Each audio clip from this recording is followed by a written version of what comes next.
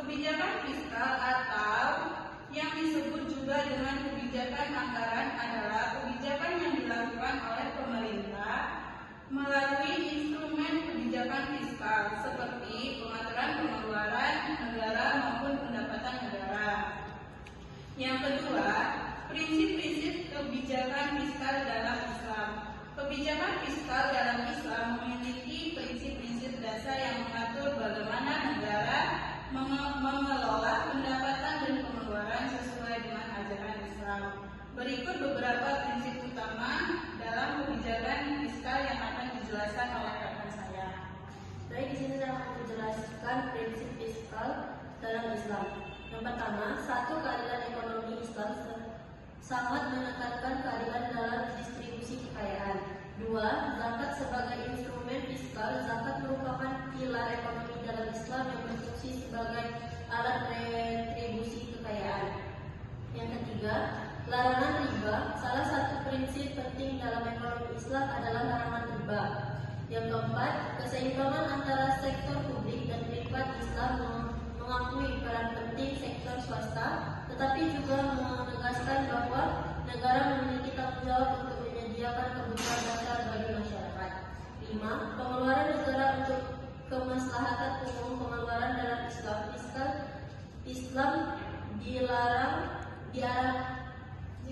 diarahkan untuk kemaslahatan umum. 6. Akuntabilitas dan transparansi pemerintahan dalam Islam diwajibkan untuk mengelola dana publik dengan transparansi dan akuntabilitas. Selanjutnya akan dijelaskan oleh rekan saya. Yang ketiga adalah instrumen fiskal Islami. Kebijakan fiskal memiliki dua instrumen utama, yaitu kebijakan pendapatan dan belanja. Kedua instrumen tersebut tercermin dalam kebijakan anggaran belanja negara.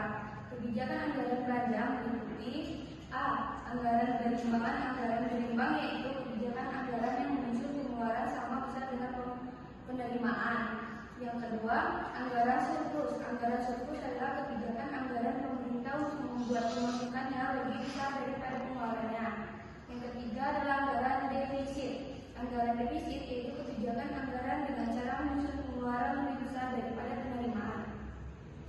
Keempat, fungsi ulang perspektif ekonomi Islam. Uang sebagai media pertukaran dalam berperan sebagaimana mestinya uang harus berperan dan berfungsi. Yang pertama adalah uang sebagai alat tukar. Kedua, uang sebagai alat penyimpanan nilai atau daya beli. Ketiga, uang sebagai alat satuan hitung atau alat pengukuran nilai.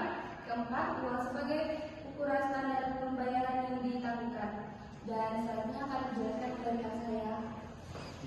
Inflasi perspektif ekonomi Islam dengan mengemukakan berbagai fakta bencana kelaparan yang pernah terjadi di Mesir. Al-Makrizi menyatakan bahwa peristiwa inflasi merupakan sebuah fenomena alam yang menimpa kehidupan seluruh masyarakat di seluruh dunia sejak masa dahulu hingga sekarang. Menurutnya, inflasi terjadi karena harga-harga secara umum mengalami kenaikan dan berlangsung terus-menerus. Pada saat ini, persediaan barang dan jasa mengalami kelangkaan dan konsumen karena sangat membutuhkannya mereka. Konsumen harus mengeluarkan lebih banyak uang untuk sejumlah barang dan jasa yang sama. Kesimpulannya, kebijakan fiskal adalah kebijakan yang dilakukan oleh pemerintah melalui instrumen kebijakan. Itulah penjelasan kami tentang materi kelompok 9, dan sekarang kami akan lanjut dengan materi kelompok 10. Saya akan menjelaskan tentang ekonomi Islam, tentang zakat, infak, dan sedekah. Zakat secara bahasa artinya suci, dan secara istilah artinya harta yang dikeluarkan seorang untuk memenuhi hak Allah kepada orang yang berhak menerimanya. Zakat terbagi menjadi dua. Yang pertama adalah zakat fitrah.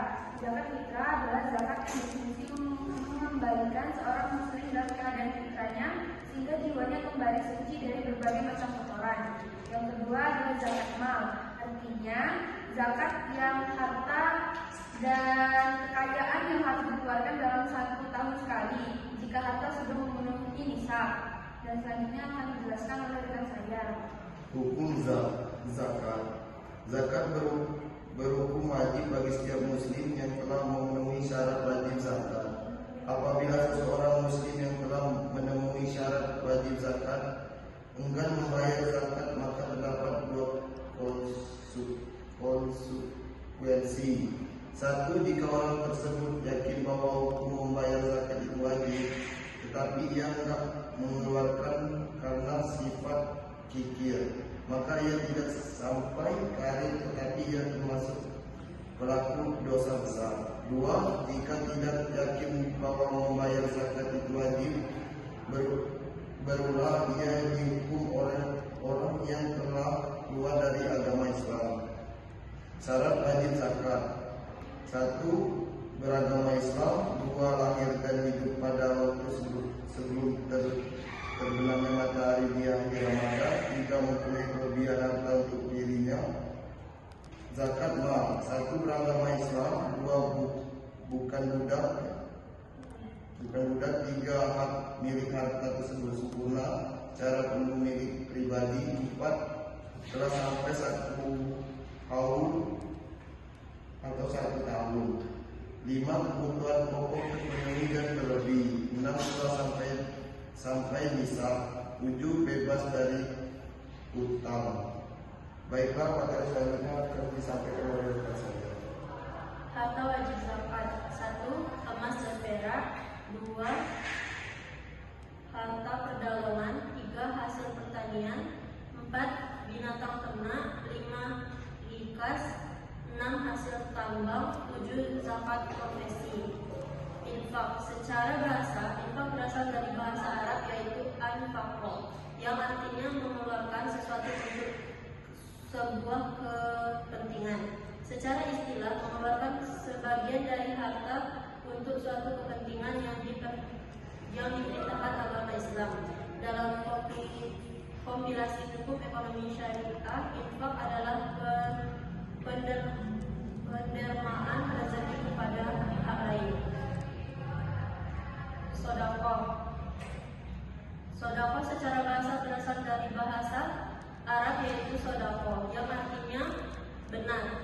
Sedangkan secara istilah adalah memberikan sesuatu kepada orang lain ikhlas karena Allah dan mencakup seluruh aspek kehidupan, tidak hanya harta, contohnya tersenyum, berzikir, dan lain-lain. Selanjutnya akan dijelaskan oleh rekan saya. Perbedaan zakat, infak, dan sedekah. Dari pengertian zakat, infak, dan sedekah secara umum berbeda-beda. Dari filantropi Islam tersebut adalah yang pertama, sedekah adalah istilah paling umum sehingga infak dan sedekah dapat dikategorikan sebagai sedekah. Kedua, zakat memiliki keterikatan waktu dan ishab. Sedangkan infak dan sedekah dapat dilakukan kapan saja. Ketiga,